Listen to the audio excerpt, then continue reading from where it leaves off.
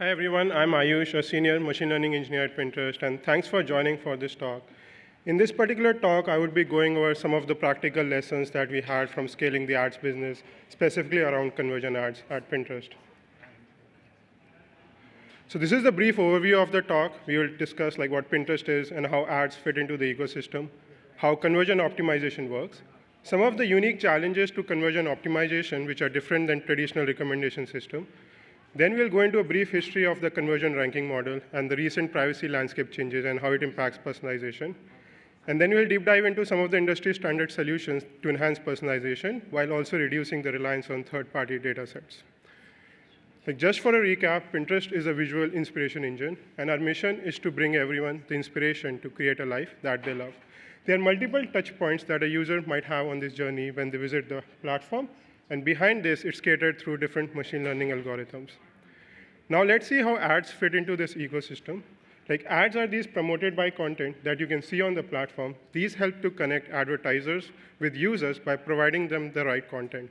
This leads them from their inspiration journey that they do on the platform to take actions on the advertiser's side, which could be things like checkout, add to cart events that the advertisers care about.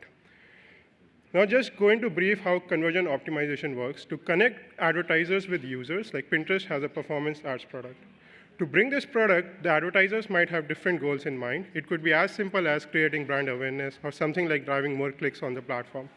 But none of these activities are what the advertisers care most about. They mostly care about driving more conversions or activity on their website in general, and that's where the conversion product comes in. The advertiser can here specify different aspects of an ad, like image or the bid or how they want to optimize. Once this ad is created, it is indexed into the system and is made available for serving. The first touch point that is the conversion model. This model is trained to predict, depending on the user's context, what is the probability of conversion given this context. Once we have these predictions, and if the ad is the best ad that we have in the inventory to show to the user at that particular time, this ad might be shown to the feed of the user. This is called an impression. If the user scrolls it and sees an ad, and that's a term in ads that's called as impression. Now the user can engage with this particular ad, clicking on it, saving it, or hiding it, different ways for engagements. They can also land up on the advertiser's website and continue the journey there. So this is one way of how the users can interact with the ad. And the second way it could be, they never clicked on this ad in general. This ad is just creating brand awareness, and maybe a day later or two, they conclude their conversion journey outside the Pinterest platform. So this is in this particular product, these conversion events are something that are happening outside the platform and not owned by Pinterest in general. Since these advertisers, they can also send back these conversion events and some of these journey that the user is having back to the Pinterest platform. And these are how these systems get back into our measurement system.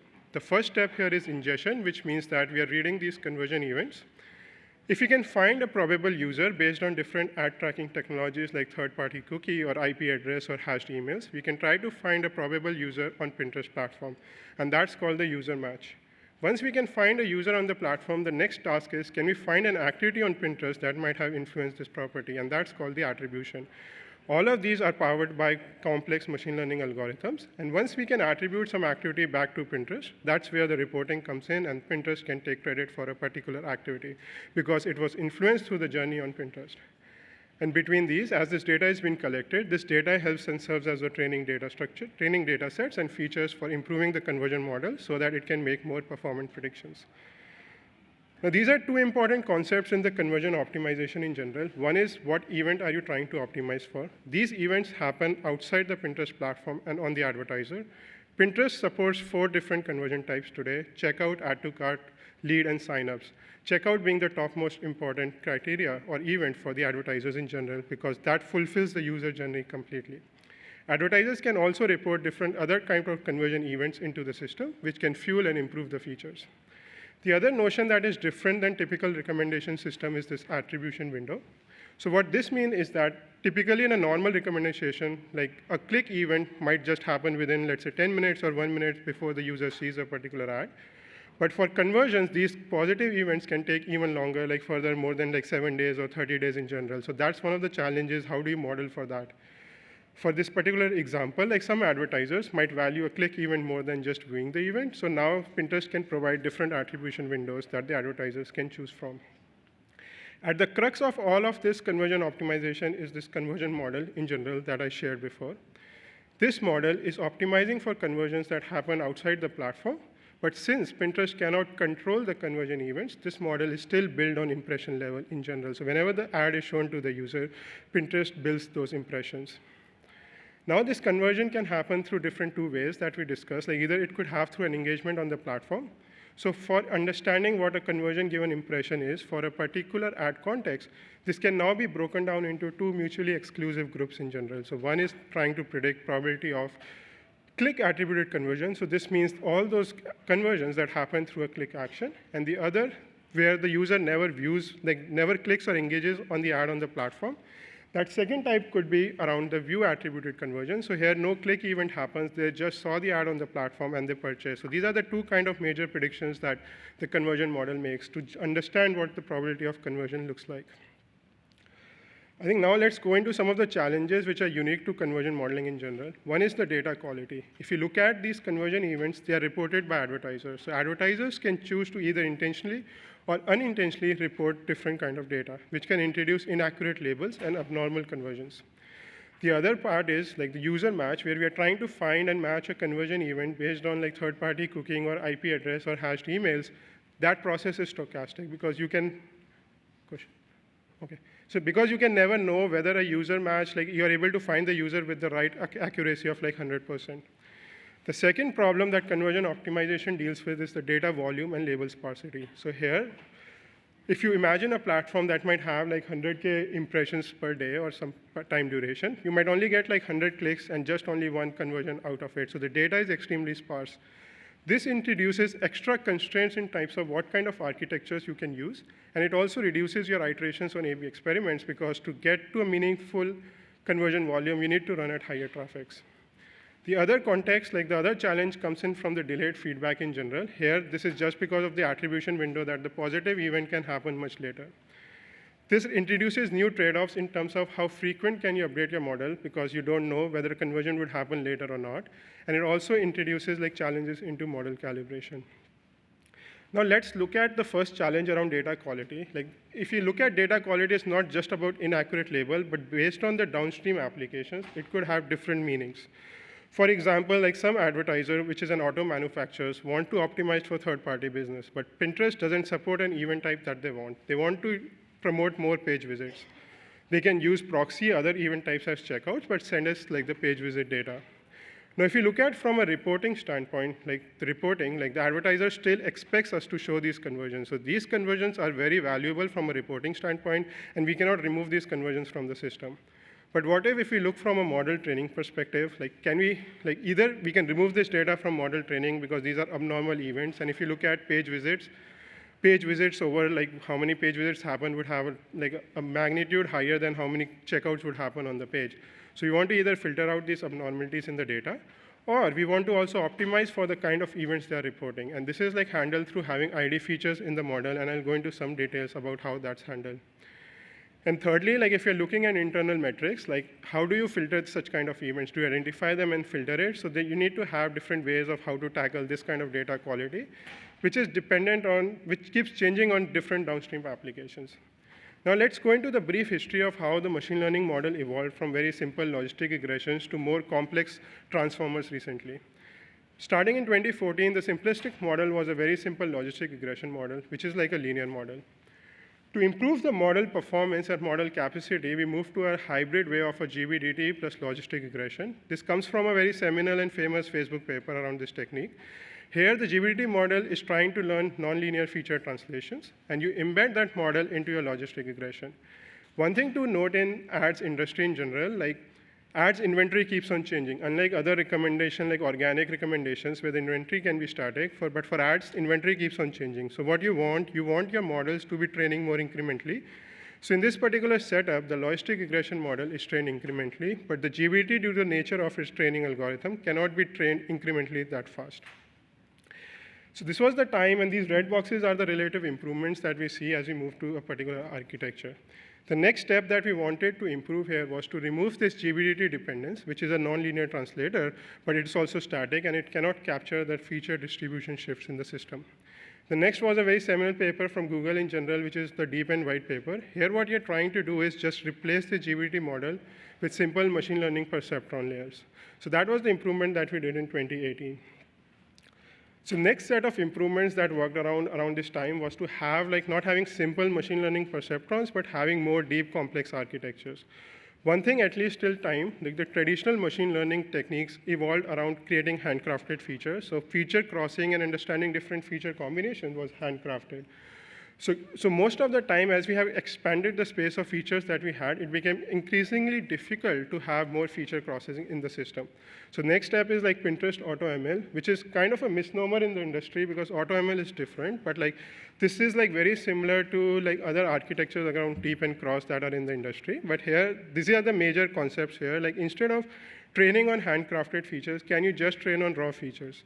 As you move to training just on raw features, now you can spend more time on creating features rather than spending time on learning those interactions. And the part where you learn those interactions can be done through the model architecture itself. How do you learn these interactions as part of the model? And further, instead of the other GBDT kind of approaches, now you can also expand these models to do multitask learning through different other related tasks. And I'll go into some of the details, how it became crucial for us to improve models through multitask learning. This is a very high-level 100-foot overview of this model architecture. So they had different layers. Each layer is serving different purpose. The first layer is the representation layer. This layer is catering to learning an interface between your raw inputs and what the model expects. This could be something in terms of deep learning, you need to do a lot of pre-processing on your features because the models are at risk if the features are not pre-processed well. Then you also, from the traditional machine learning world where you're trying to learn different feature crossing together, that's where our summarization layer was standing for. The idea here is that if you know these two features are related and you want to learn them together, you can define in this particular layer. And through this, then these are passed into the latent cross layer, which are highly multiplicative layers, which are trying to learn feature interactions between two groups or set of features, and they can be stacked together to improve the learning capacities. And then these are passed finally into the fully connected layer, which is the classic deep learning models. So this was the time till 2018, Pinterest was expanding to improve the architectures, improving our model capacities by adding more parameters in general. But something changed in the ads industry around 2020. That was the iOS 14 broad prompt rollout. So this basically changed the way the data is being reported back to advertisers, bringing users more power to how they control their data that's being shared between third parties and the advertising platforms. So I think one thing that comes out, if you look at this, is this kind of the evolution. At one side, we are trying to make the models more sophisticated, adding more parameters. On the other hand, our labels are going to become even sparser. So do we want to fall back to going back to simpler models because the labels are getting even sparser than before? So that was some decisions that you had to take in, and I'll go into some more details how we continued forward in this journey. But before that, let's look at what the privacy iOS rollout means. So back in 2020, with iOS 14 kind of new versions, every app or advertising platform need to take explicit consent from the users, whether they can use this third-party data for tracking them or not. Depending on the user preference, they can choose to share the data with the Pinterest platform or any other advertising platform on per app level. So if the user's allowed to share the data, this is some data that you can observe and train your models on. But if the users decided not to share the data, then you're restricted to use that activity for optimization and in your internal systems.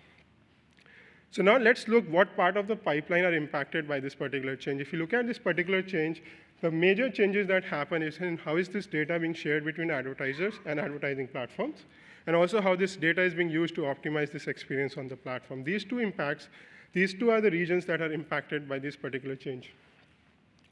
Now let's look into what are the major changes in the system that impact by this particular change. If you look at, in terms of the training data, people who are willing to share the data, you can still have labels for them, but there are more set of users who are not willing to share the data, so you don't have any labels for training. In terms of featureization, you're further limited because now you cannot featureize your offsite activity from your users that are not willing to share the data. In terms of serving ads, you can still serve ads to the users because you can still, but now you're limited by the information that you know about these users. And in terms of the matching, where you're trying to find a user and matching it to a particular conversion event, that's also impacted because now you don't have data to match on in general. And similarly, this impacts experiment analysis. The data is further reduced, and also your reporting. How do you report it back to the advertisers? So this was the time in 2020, like one time like we are trying to move into making the models more complex, but how do we make sure that we are still able to sustain those models by having further improvements in general? So the next, we moved from a single task model, which is just trying to look at clicks and trying to predict conversions, to a multitask setup. So this is like a very high-level overview of the multitask model that we have. Internally, this model has like many different layers in general, but these are the same. Like it tries to have a representation layer, try to learn your features, then learn feature interaction, and then pass it to multi-layer perceptrons. But for this, like most of the learning or the parameters are part of this feature interaction layers or your embedding tables in general. To learn those embedding tables and feature interaction, we can rely on the on-site activity or the journey that the user has on the platform, just utilizing signals like clicks, good clicks, or some other correlated signals. We can also utilize and supplement this training by other conversion types that we have, like such as add to carts, which are related to checkouts. So now you can have this concept of auxiliary labels and try to train your model architecture by utilizing more rich data that comes from your on-site activity. So this is moving in a direction like, can you improve your model architecture by utilizing rich on-site data? And now at this point, if you look at the heads that we are colored green are the two checkout heads in general, but these heads now only need to learn a very small layer of parameters in general, so you don't need that much big amount of data to train them. The other benefits that were natural here is that earlier we used to have single task models trying to train a model for every prediction, but that would increase the models that we're trying to maintain. By multitasking, we can reduce the space of the models, and at the same time, we can ensure that we can focus on what matters more. It also reduces the serving infrastructure cost because now you don't need to infer multiple different models. So this was the time in 2021. So the next set of iterations that happened is to how can you understand the journey of the user better on the platform. Pinnerformer is a published paper from Pinterest, but this is trying to learn the user's journey across, let's say, like 3 months of data on organic activities. Can we featureize that through dense features and provide that as an input to the model to better understand the on-site activity to influence the off-site activity that the user takes in? The next set of improvements, these are very standard modeling technique improvements that came in general to improve the feature learning that we have with limited sparse data in general, and also the domain adaptations that we need to do. I'll go into some of the challenges that are coming in and how the industry is evolving in this field in a later discussion. But before we go there, I think now mostly I'm talking about how the industry is shaping, how the ads industry is shaping to make sure that personalization doesn't come at expense of privacy. So if you look at personalization and ads business, it's critical to connect businesses with users, like specifically in the cases of small businesses, to find the right relevant set of users that are related to them. Users, it helps the users to also connect with the relevant content, which they see on the platform in general. And at the center of this is privacy. How can we make sure that everything of this happens in a way that is ethically compliant with the changing privacy landscapes and decisions? So now, I think if you look at the privacy landscape changes, they can be characterized into 5 different types. The first change is around data privacy opt-outs. So what this means is that as users, you have more flexibility and freedom to make choices of how you want to control the data on the platform. There are many different type of privacy regulations here, like iOS 14 was one part of it. California has another laws in general called a CCPA. There are ad choices, do not track, and many others laws that are in the system and also coming up. Now let's see how it impacts the training model and all the personalization that's going on. In terms of the impact, the labels are becoming more sparser and noisier. You don't have the cleaner data sets that you used to have. And also the domain of the data that you're training on is going to shift versus the users that you're serving, because the users that you serve might not necessarily the users that share the data with you. Now, if you go into further, like there are also other laws around featureization impact alone in general. So this is controlling what kind of features can you create. So these are laws around like Digital Services Act. There are laws in the fair lending where you don't want to use like features like age and gender to bias decisions when you're making credit card decisions in general. So these are kind of features that you cannot use on case-by-case specific basis or on advertiser specificness. So these controls what kind of features you can use to personalize the journey. So now, in terms of the impact, there are limited features that you can featureize on. There's a more bigger feature distribution differences between what you're training versus what you're serving, and this requires continuous monitoring and compliance in place so that you can make sure that you're handling in a compliant way. The next set of changes that are coming in is around this identification headwinds, how this data is shared between the advertising platform and the advertiser.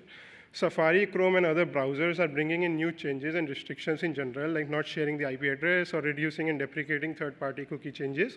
So these kind of changes give even further more privacy improvements into the ads business. So what are the impacts to the business in general? It deteriorates the label quality that we have. It deteriorates A/B experimentation ability to understand the changes that you have in the system. And lastly, the other kind of, the second last changes that you have is around new browser-based measurement solutions. So if you look at, like, third-party cookies deprecating, IP addresses deprecating, but browsers have new ways of doing that attribution. Instead of letting the advertising platforms to do the attribution, browsers themselves would do the attribution in a privacy-safe way before the data is shared across different advertisers and platforms.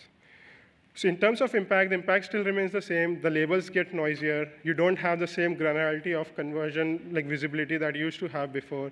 And the label distribution is much different than what you used to have before. And also, like, now the data, instead of training on an individual level, the landscape is moving on training on aggregated data in general, where you don't have the individual identity, but it's spread across multiple different users. And the last kind of privacy landscape changes that are happening is around data deletion requirements. So now the users can also request to delete data in the systems in general.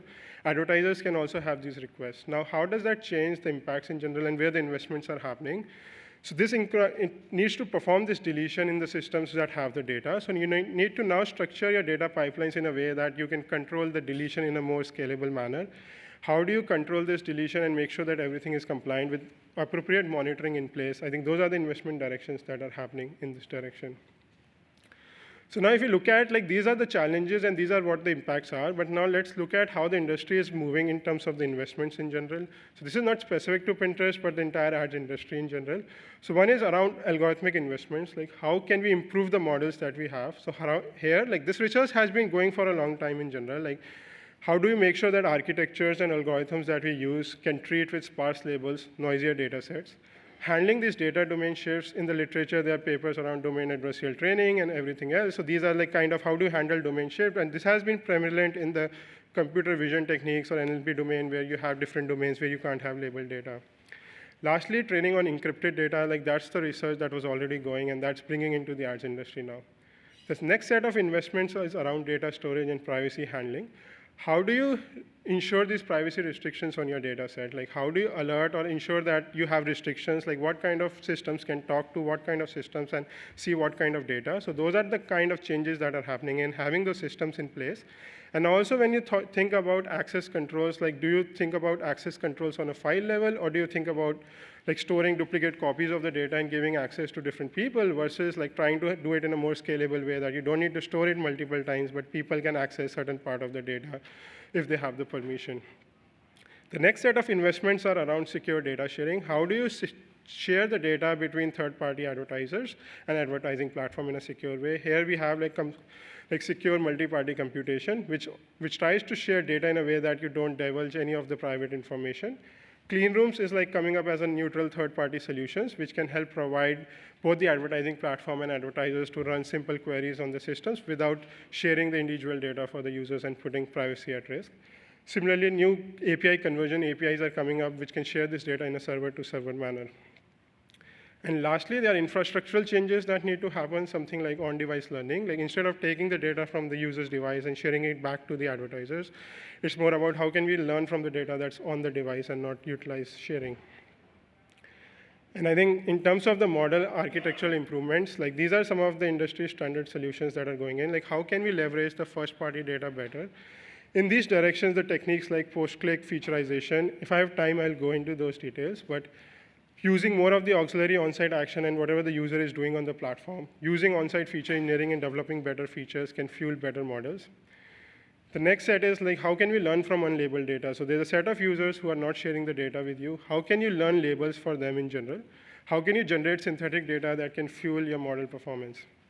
And I will go into some of the details with this later. And then thirdly, how can you learn with sparser data? So nothing is new in that concept. Like these techniques were already being researched. It's just that you need to bring all these techniques together to fulfill the ads experience.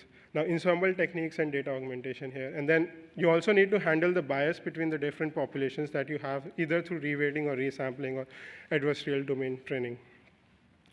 And now, even these are the algorithms, these are the kind of features that we're creating. But now, let's also look at how can we enforce privacy by default. Like these are some industry standard solutions there. So there are two main important notions there. One is K-anonymity. This means that a data set is key anonymous by default. If you look at this data set, you cannot distinguish between like at least k minus one other user. So the data set is shared between at least k minus one other users. For an example, if I look at this particular data set, let's say this like name, gender, age, zip, and like the label is like some of the private information. So now if you look at this data set, if you know a feature, you can point back to a user because you know the name. So now what we can do is we can perturb this data in a way that some of those rows, like if you remove the age feature in general, like can we perturb this feature so that we have rows which are k identified? And in this particular k, this data set satisfies k equals to 2 anonymity. So if you look at the first two rows, the first two rows are exactly the same. If you look at the data set, you can find two users, A, B, and B, C, where this data belongs to. So this is introducing more privacy by default in the way you're training the models. And then you can pass this training data set, which is anonymous, back to your training examples in general. So this is one direction where industry is kind of moving towards. The other is around how can we also have like more systematic and mathematical way of defining this privacy in general, like whether the system is private or not. And the main concept there is differential privacy. Differential privacy basically guarantees that the inferences are indistinguishable, whether or not a single user individual data is part of the training example. So if you look at, like if you train two models, like if you have two data sets, one which has a user's data and one which doesn't have a user data, pass it to the algorithm, look at the outputs, and if you can ensure that these outputs would always be the same, irrespective whether the user was in the data set or not, that will make it more private. So how this is done is, like differential privacy is something that has been used in the medical industry for a long time to sharing data, also used by US Census for sharing the data. These techniques are now coming into the ads domain to introduce privacy by default. Differential privacy uses like randomization, like adds noise to your training data sets or your algorithm in general. By controlling how much noise you can add into the data set, you can control how much privacy budgets that you have. I think I have 3 minutes. Let me also go into the post-click featureization work in general. So this work is around like how can we improve the model and create synthetic data for conversions in general. So if you look at here, like for making conversion predictions, you're restricted by features that happen before the ad is shown to the user. So these are like set of features that the user has. But for conversions in general, it's not about just the ad that's shown to the user. There are many other touch points that the user might do after that ad is shown, such as like clicking on the platform, saving a particular pin. And if you look at these particular features, these features are very useful to defining whether a user is going to convert or buy something on the advertiser platform. Since these features are not available during the serving time, this restricts the models that you can develop. But what we can do offline is train a model that utilizes these extra features in general to understand the on-site journey better, which correlates better with the conversion prediction, and generate a teacher model, which is much more powerful than the models that you can serve. And this is all trained on the data that's observed. The next, what you can do is, once you have this model, you can also look at users who don't provide data sets to you. So what you can do is you can create inferences through this model in a distillation manner. You create inferences to create like soft labels, which can then fuel learning in an aggregated manner on these features over the unobserved data sets. Now, if you go forward, like now, one thing is we are training these teacher models, but now if you look at these teacher models have a domain data distribution shift because they are training on a particular domain, which you might not be translating into the domain where you don't have data. So there are like techniques, like this is like one simple technique around domain adversarial training. I can go into some of the details, but like even when training the models, you need to make sure that features that you're learning would transfer to the distribution where you don't have data. So this is like a very standard technique in machine learning. So what this means is that instead of only predicting for the task that you're trying to predict, which could be like click or conversions, you can also predict, like try to learn a feature discriminator, which can try to differentiate between whether this is an observed data or an unobserved data. So let's say if you look at this particular example, like these green features that you're learning, what we want to learn is that whatever this green feature is, this should be same across observed and unobserved data sets in general. To ensure that, you can create another domain loss function, like that's trying to create a loss scenario where you are trying to maximize that loss so that the model cannot learn the different distributions. So this by adding and then combining this with differential privacy, you can even make the models more private in general. I think that's, yeah, I think also I want to take this time to thank like many cross-functional teams that work together to bring this experience for users on the platform. But yeah, thank you so much for attending.